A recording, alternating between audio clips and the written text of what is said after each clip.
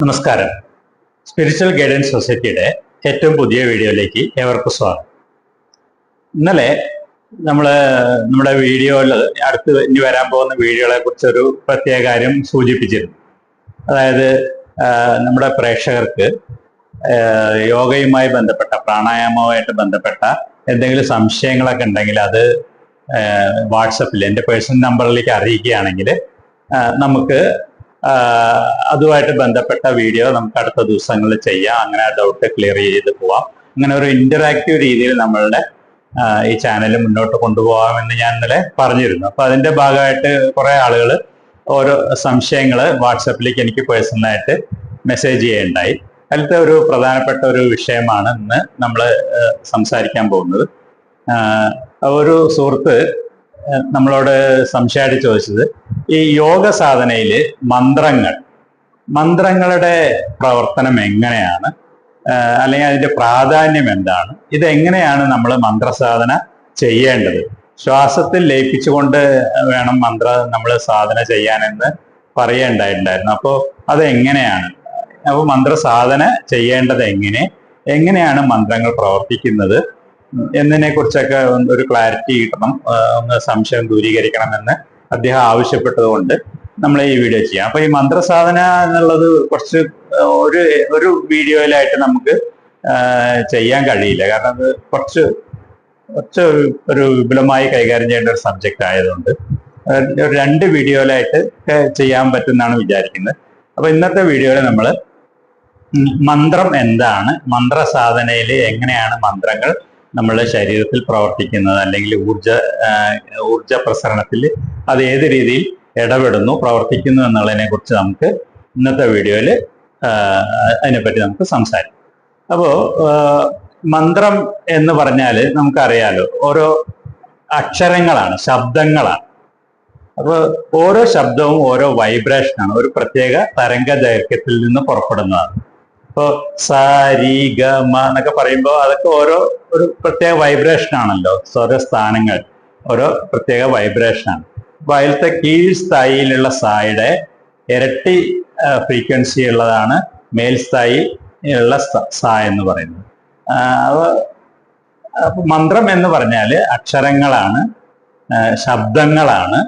ആ ശബ്ദങ്ങൾ എന്ന് പറഞ്ഞാൽ ഒരു പ്രത്യേക ഫ്രീക്വൻസിയാണ് എന്ന് നമ്മൾ അടിസ്ഥാനപരമായി മനസ്സിലാക്കുക. അത് കാരണം ഒരു ശബ്ദം നമ്മൾ ഉച്ചരിക്കുമ്പോൾ, അത് ഏത് ശബ്ദമായിക്കോട്ടെ, മന്ത്രമൊന്നും ആയിക്കൊള്ളണമെന്നില്ല, ഒരു ശബ്ദത്തെ ഉച്ചരിക്കുമ്പോൾ അതിനൊരു തരംഗ ദൈർഘ്യമുണ്ട്.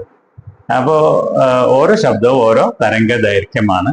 അത് പുറപ്പെടുന്നത് നമ്മളുടെ ശരീരത്തിലെ ഓരോ ഭാഗത്തു നിന്നാണ്. എല്ലാ ശബ്ദവും തൊണ്ടയിൽ നിന്നല്ല പുറപ്പെടുന്നത്. അപ്പൊ നമുക്ക് തന്നെ ആലോചിച്ചറിയാം, ചില ശബ്ദങ്ങൾ ഹ അതൊക്കെ ഇവിടുന്ന് വരുന്നു.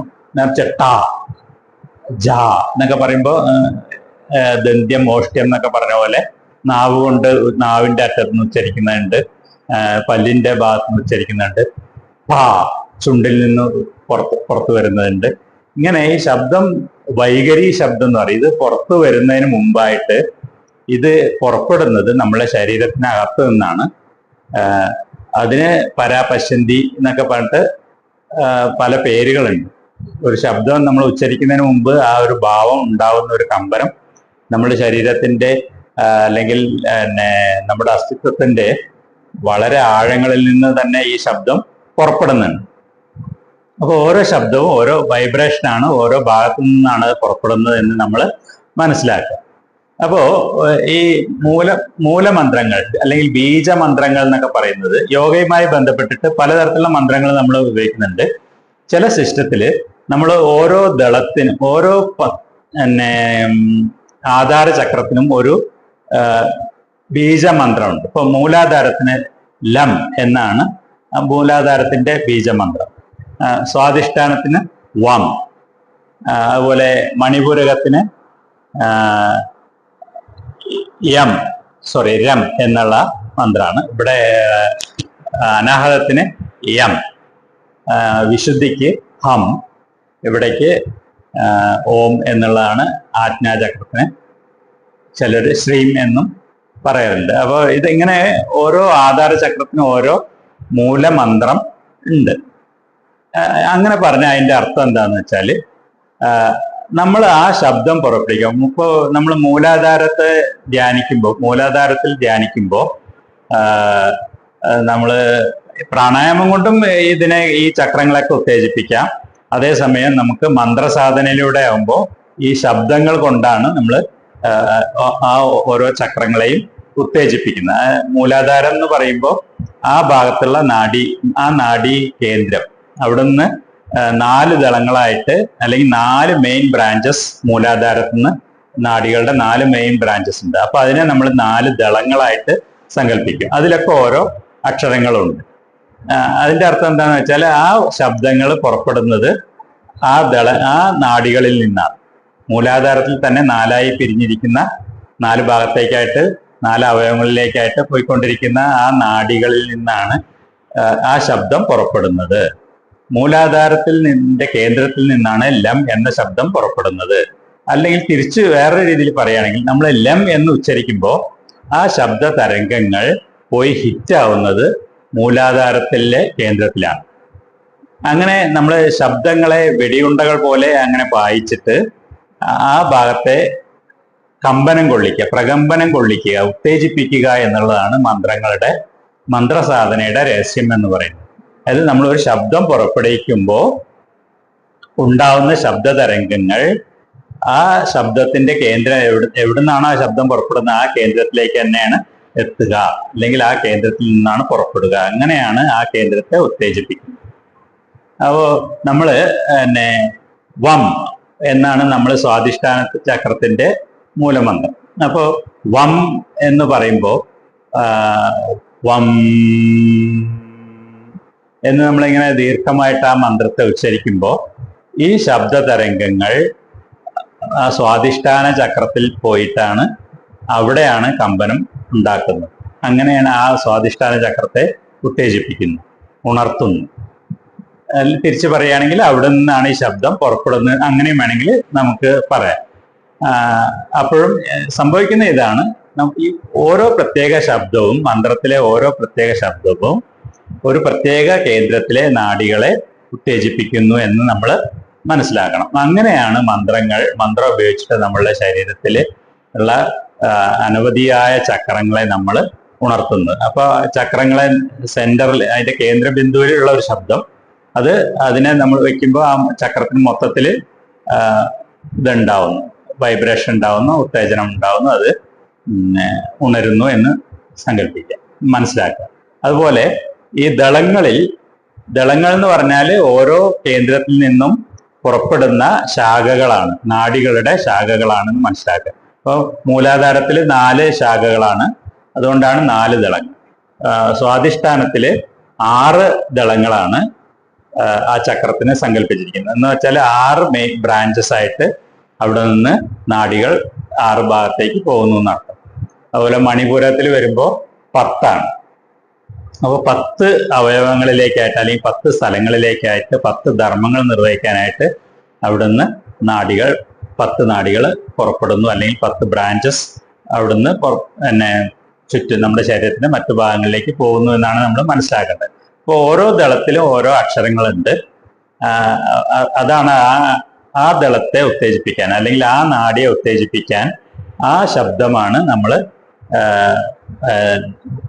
ഉപയോഗിക്കുന്നത്. അപ്പോൾ അത് നമ്മൾ ആ മന്ത്രം സാധന ചെയ്യുമ്പോൾ ആ ദളം ഉത്തേജിക്കപ്പെടുന്നു എന്ന് വെച്ചാൽ ആ നാഡി ഉത്തേജിക്കപ്പെടുന്നു. അങ്ങനെ ആ ദളങ്ങളെ മുഴുവൻ ഉത്തേജിക്കുമ്പോൾ ആ ചക്രം പരിപൂർണമായിട്ട് ഉത്തേജിക്കപ്പെടുന്നു അല്ലെങ്കിൽ ഉണർത്തപ്പെടുന്നു എന്നാണ് നമ്മൾ മനസ്സിലാക്കേണ്ടത്. ഇങ്ങനെയാണ് ശരീരത്തിൽ മന്ത്രം പ്രവർത്തിക്കുന്നത്. അപ്പൊ മന്ത്രം എന്നത് ശബ്ദമാണ്, ഒരു പ്രത്യേക തരംഗദൈർഘ്യത്തിലുള്ള ശബ്ദമാണ്. ആ ശബ്ദം കൃത്യമായിട്ടും ഒരു ശരീരത്തിലെ ഒരു സ്ഥാനത്തേക്കാണ് എത്തിച്ചേരുക. ഒരു വെടിയുണ്ട നമ്മൾ ഒരു ലക്ഷ്യത്തിലേക്ക് വായിക്കുന്നത് പോലെ ബീജമന്ത്രങ്ങൾ കൃത്യമായിട്ടും ശരീരത്തിലെ ഈ നാഡികളുടെ ഓരോ സ്ഥാനത്തേക്കാണ് എത്തപ്പെടുക, അല്ലെങ്കിൽ ആ സ്ഥാനത്തെയാണ് ഉണർത്തുക. അതുകൊണ്ടാണ് ബീജമന്ത്രങ്ങളൊക്കെ അത്രയും പവർഫുൾ ആയിട്ടുള്ള ഒരു സാധനാക്രമമാണ്. അത് പ്രാണായാമത്തോട് കൂടിയിട്ട് ചേർത്തിയിട്ട് അത് ചെയ്യുന്ന സമയത്ത് അതിന് പവർ കൂടുതലാണ്. പെട്ടെന്ന് തന്നെ നമ്മളെ ഈ നാഡികൾ മുഴുവൻ ക്ലെൻസിങ് കഴിഞ്ഞ് ഉത്തേജിപ്പിച്ച് നമുക്ക് നമ്മളുടെ ഈ പ്രാണ ഊർജത്തെ അല്ലെങ്കിൽ കുണ്ടലിനി ഊർജത്തെ സഹസ്രാരത്തിലേക്ക് എത്തിക്കാൻ ഈ മന്ത്രസാധനയും കൂടി പ്രാണായാമത്തോടു കൂടി ചേർത്തി ചെയ്യുമ്പോൾ സാധിക്കും എന്നുള്ളത് കൊണ്ടാണ് പല ഈ സാധനാ വഴികളിലും മന്ത്ര ഉപാസന കൂടി വളരെ പ്രാധാന്യത്തോടു കൂടി ഉൾപ്പെടുത്തിയിരിക്കും. അപ്പോൾ ഇന്നത്തെ വീഡിയോയും നിങ്ങൾക്ക് ഇഷ്ടമായി എന്ന് വിചാരിക്കുന്നു. ഇങ്ങനെ ചെറിയ ചെറിയ സബ്ജക്റ്റ് എടുത്തിട്ട് നമ്മൾ അതിനെ ക്ലിയർ ചെയ്തിട്ടാണ് നമ്മൾ പോവുക. അപ്പൊ ഇനിയും നിങ്ങൾക്ക് എന്തെങ്കിലുമൊക്കെ നമ്മുടെ പ്രേക്ഷകർക്കൊക്കെ ഇങ്ങനെ യോഗയുമായി ബന്ധപ്പെട്ട സംശയങ്ങളൊക്കെ ഉണ്ടെങ്കിൽ അത് കൃത്യമായിട്ട് തന്നെ എൻ്റെ പേഴ്സണൽ വാട്സപ്പ് നമ്പറിൽ, ഇതിൻ്റെ ഡിസ്ക്രിപ്ഷനിൽ നമ്മൾ ആ വാട്സപ്പ് നമ്പർ കൊടുക്കും. അതിൽ നിങ്ങൾ എനിക്ക് ഇടുകയാണെങ്കിൽ, മെസ്സേജ് അയക്കുകയാണെങ്കിൽ അടുത്തൊരു വീഡിയോയിൽ ആ സംശയത്തെ ആയിട്ട് ബന്ധപ്പെട്ട ഒരു വീഡിയോ നമുക്ക് ചെയ്യാവുന്നതാണ്. അങ്ങനെ നമുക്കൊരു ഇന്ററാക്റ്റീവ് മോഡിൽ നമുക്ക് ഈ ചാനൽ മുന്നോട്ട് പോകാവുന്നത്. അതായിരിക്കും നിങ്ങൾക്കും എല്ലാവർക്കും, എനിക്കും നിങ്ങൾക്കും ഒക്കെ അത് പ്രയോജനപ്പെടുന്നതാണ് വിചാരിക്കുന്നത്. കാരണം ഇപ്പൊ ഞാൻ ഇങ്ങനെ ഇവിടെ ഇരുന്നിട്ട് ഇങ്ങനെ സർവ്വവിജ്ഞാനകോശം പോലെ ഇത് പറയുന്നതിനേക്കാൾ നമുക്ക് മൊണോട്ടണസ് ആയിരിക്കും. അപ്പൊ അതിനേക്കാൾ ഉപകാരപ്രദമാവുക, നമ്മുടെ ശ്രദ്ധയും കൂടുതൽ ഉണ്ടാവുക, നമ്മളുടെ ഒരു സംശയത്തെ വീഡിയോയിലൂടെ അറ്റൻഡ് ചെയ്യുമ്പോൾ കൂടുതൽ അത് താല്പര്യം ഉണ്ടാവും എന്നാണ് വിചാരിക്കുന്നത്. അപ്പോൾ നമ്മൾ ഇങ്ങനെ സംശയങ്ങൾ ദൂരീകരിച്ച് നമുക്ക് കൂട്ടായിട്ട് തന്നെ ഈ സാധനാപദത്തിൽ മുന്നേറാം. അപ്പോൾ ഈ വാട്സപ്പിലൂടെ നിങ്ങൾ സംശയങ്ങൾ ഇടുമ്പോൾ പേര് വെളിപ്പെടുത്താൻ ആഗ്രഹിക്കുന്നില്ലെങ്കിൽ അതൊന്ന് പ്രത്യേകം സൂചിപ്പിച്ചാൽ അത് നന്ന്. അങ്ങനെയാണെങ്കിൽ ഞാൻ ആ പേര് പറയാതെ തന്നെ, അല്ലെങ്കിൽ ആളെ ഐഡന്റിറ്റി വെളിപ്പെടുത്താതെ തന്നെ ആ ചോദ്യത്തെ നമുക്ക് ഡിസ്കസ് ചെയ്യും. അതിന്റെ ഉത്തരങ്ങൾ നമ്മൾ ഡിസ്കസ് ചെയ്യും. അല്ല, ചോദ്യം മാത്രം ഇടുന്നുള്ളെങ്കിൽ ഞാൻ സ്വാഭാവികമായിട്ട് വിചാരിക്കുക പേര് വെളിപ്പെടുത്തുന്നതിൽ അദ്ദേഹത്തിന് വിഷമം ഉണ്ടാവില്ല എന്നാണ് വിചാരിക്കുക. അപ്പൊ ഞാൻ ചിലപ്പോൾ പേര് വെളിപ്പെടുത്തിയേക്കാം. അപ്പൊ അത് നിങ്ങളുടെ പ്രേക്ഷകരുടെ ഇഷ്ടം പോലെയാണ്, ചോയ്സാണ്. അതൊന്ന് പ്രത്യേകം സൂചിപ്പിക്കുക കൂടി വേണം. ഈ വീഡിയോ നിങ്ങൾക്ക് ഇഷ്ടമായെങ്കിൽ ഇതുപോലെ സാധന ചെയ്യുന്നവർ, യോഗ സാധന ചെയ്യുന്നവർക്ക് അയച്ചു കൊടുക്കും. നന്ദി, നമസ്കാരം.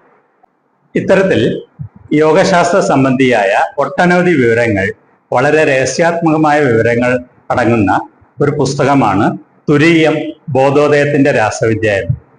ഈ പുസ്തകത്തില് ബോധോദയം എന്നാൽ എന്താണ് എന്നതിനെപ്പറ്റി ബയോളജിക്കലായും അതുപോലെ ന്യൂറോളജിക്കലായിട്ടും മനഃശാസ്ത്രപരമായും വിശകലനം ചെയ്യുന്നു.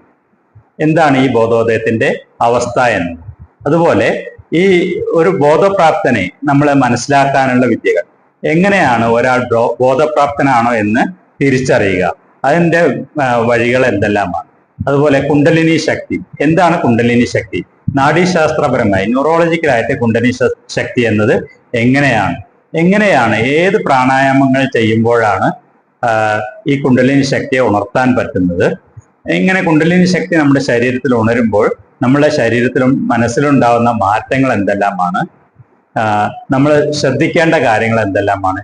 ഇത്തരത്തില് മറ്റൊരു ഗ്രന്ഥത്തിലും മറ്റൊരു യോഗശാസ്ത്ര ഗ്രന്ഥത്തിലും ഇന്നേ വരെ പ്രതിപാദിക്കാത്ത ഒട്ടനവധി വിഷയങ്ങൾ അടങ്ങിയ ഒരു വളരെ ലളിതമായ എന്നാൽ വളരെ സമഗ്രമായ ഒരു റഫറൻസ് പുസ്തകം, റഫറൻസ് ആയിട്ട് പോലും നമുക്ക് ഉപയോഗിക്കാവുന്ന ഒരു ഗ്രന്ഥമാണ് തുരീയം ബോധോദയത്തിന്റെ രാസവിദ്യ എന്നത്.